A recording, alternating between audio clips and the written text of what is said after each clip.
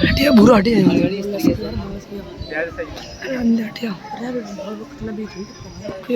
उधर बैठ जाके वैसे कटाना पड़ेगा बीच में बना के ना वो टूट के कभी कभी पीछे गिर दे वहां से आके पीछे से लड़को पीछे से अस्सलाम वालेकुम पहले कर दूं कभी नहमदुहु व नुसल्ली अला रसूलिहिल करीम अम्मा बाद फ़अऊज़ु बिल्लाहि मिनश शैतानिर रजीम बिस्मिल्लाहिर रहमानिर रहीम अव अमिन अहलुल क़ुरा अन यअतियहुम बअसुना ज़ुहम व हुम यलअबून सदक़ल्लाहुल अज़ीम। अज़ीज़ तालिबे इल्म भाइयों और बिरादरान इस्लाम, यूँ तो मुसलमानों की तारीख़ मुश्किलात व मसाइब, इब्तिला व आज़माइश की दास्तानों से लबरेज़ है। मुसलमानों के ख़िलाफ़ हर दौर और हर ज़माने में मुखालफत की आंधियाँ चली, नफ़रत व अदावत के तूफ़ान और फितना फसाद का सैलाब आया, मगर इस हक़ परस्त जाबाज़ कौम ने उन सब का रुख हमेशा के लिए दुश्मनों की तरफ मोड़ दिया। आज भी आलमी पैमाने पर मुसलमानों को हर मुल्क में जुल्म व सितम का निशाना बनाया जाता है, मगर जो शिद्दत हिंदुस्तान में नज़र आती है वो कहीं और नज़र नहीं आती। यहाँ मुसलमानों के ख़िलाफ़ नफ़रत व अदावत, जुल्म व सितम, मसाइब व आलाम का सिलसिला आज़ादी के बाद से जारी है। जिन मुसलमानों ने तहरीक आज़ादी में अपने लहू से मादरे वतन की प्यास बुझाई, जेल की कोठरियों और फांसी के तख्तों पर आज़ादी का नारा बुलंद किया, जिन मुसलमानों ने अपनी 700 साला तारीख़ में हिंदुस्तान को दौलत व सरवत से माला माल कर दिया था, इसको सोने की चिड़िया बना दिया था, जिन मुसलमानों ने हिंदुस्तान में इत्तेहाद व इत्तिफाक का चमन लगाया था, हिंदू मुस्लिम एकता का चिराग रोशन किया था, उन्हीं को आज गद्दारे वतन कहा जाता है।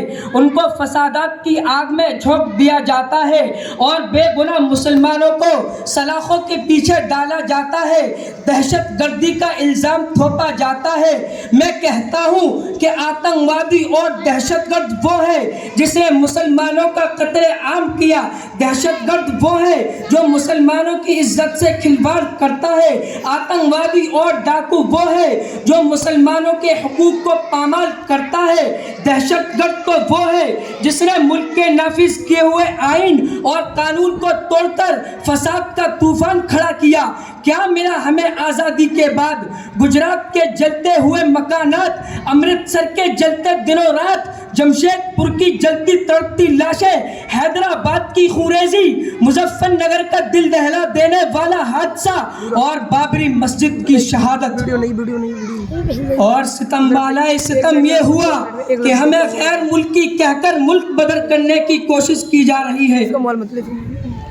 अरे याद करो उस वक्त को जब तुम अंग्रेजों की जूतियां साफ कर रहे थे और गुलामी का तोप तुम्हारी गर्दन में पड़ा हुआ था और ये मुल्क हिंदुस्तान आज़ादी के लिए तरस रहा था। उस वक्त इस मुल्क की गोद में परवरिश पाने वाला कोई माई का लाल इतनी जुर्अत नहीं कर सकता था जो अंग्रेज की हुकूमत को ललकार सके और दुनिया की सुपर पावर ताकत का मुकाबला करने के लिए आवाज़ उठा सके।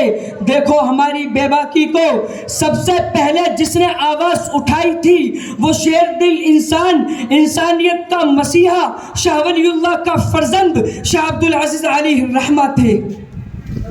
शाह अब्दुल अजीज अलैहि रहमा की आवाज़ क्या थी? वो आवाज़ ये थी कि अंग्रेज़ के ख़िलाफ़ जिहाद करना चाहिए और मुल्क हिंदुस्तान को अंग्रेज़ों से आज़ाद कराया जाए। शाह अब्दुल अजीज अलैहि रहमा का ये फतवा अंग्रेज़ के लिए एक ख़तरनाक पैगाम बन चुका था, अंग्रेज़ को बेचैन कर दिया था। اسی آواز کے سہارے علماء ہند اور خاص طور سے علماء دیوبند سر پر کفن باندھ کر انگریز کی حکومت ختم کرنے کے لیے میدان میں نکل پڑے۔ پھر تاریخ نے دیکھا کہ علماء کو توپ کے منہ پر باندھ کر گولہ داغ دیا گیا۔ رب کعبہ کی قسم، علماء اکرام کے گوشت کے لوتھڑے اڑ گئے اور فضائے آسمانی خون سے رنگین ہو گئی۔ اور یہ بھی ہوا، علماء اکرام کے جسموں کو تانبے سے داغا گیا، اور یہ بھی ہوا علماء اکرام کے جسموں کو سوروں کی کھالوں میں بند کر کے جلتے ہوئے تنوروں میں ڈالا گیا۔ لمحات تاریخ نے یہ بھی دیکھا کہ علماء کو ہاتھیوں پر کھڑا کر کے درختوں سے باندھ کر ہاتھیوں کو چلا دیا گیا۔ لاہور کی شاہی مسجد کے صحن میں انگریزوں نے پھانسی کا پھندا بنا دیا تھا، اور ایک ایک دن میں 80 علماء اکرام کو پھانسی دی جاتی تھی۔ اور یہ بھی ہوا، علماء اکرام کے جسموں کو بوریوں میں بند کر کے دریا میں ڈال دیا جاتا اور اوپر سے گولیوں کا نشانہ بنایا جاتا۔ تاریخ شہادت دیتی ہے کہ دریا کا پانی علماء اکرام کے خون سے سرخ ہو چکا تھا، مگر کسی عالم نے نہ تو انگریز سے سمجھوتا کیا اور نہ ہی انگریز کے سامنے گردن جھکائی۔ آج ہماری تاریخ مٹانے کی کوشش کی جا رہی ہے۔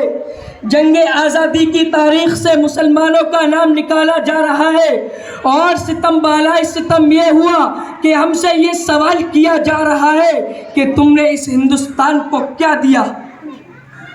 اے محبان وطن، جاؤ ہمالیہ کی بلندی سے پوچھو، گنگا کی گہرائی سے معلوم کرو، سرزمین ہند کی شادابی سے پوچھو، تاج محل کی فلک بوس عمارت سے پوچھو، قطب مینار سے معلوم کرو، لال قلعہ اور جامع مسجد کی در و دیوار سے پوچھو، یہ سب کے سب ہماری عظمت کی گواہی دیں گے۔ ہندوستان کا چپا چپا اس پر شاہد ہے کہ ہندوستان کے انصاف ور دانشوروں ہمیں بتلاؤ کہ ہندوستان کو قطب مینار کی بلندی کس نے تاج دی، جامع مسجد کی پرشکوہ عمارت کس نے دی، لال قلعہ کی عظمت کس نے دی، تاج محل کی رعنائی کس نے عطا کی؟ یہ اہل جنوب بتلا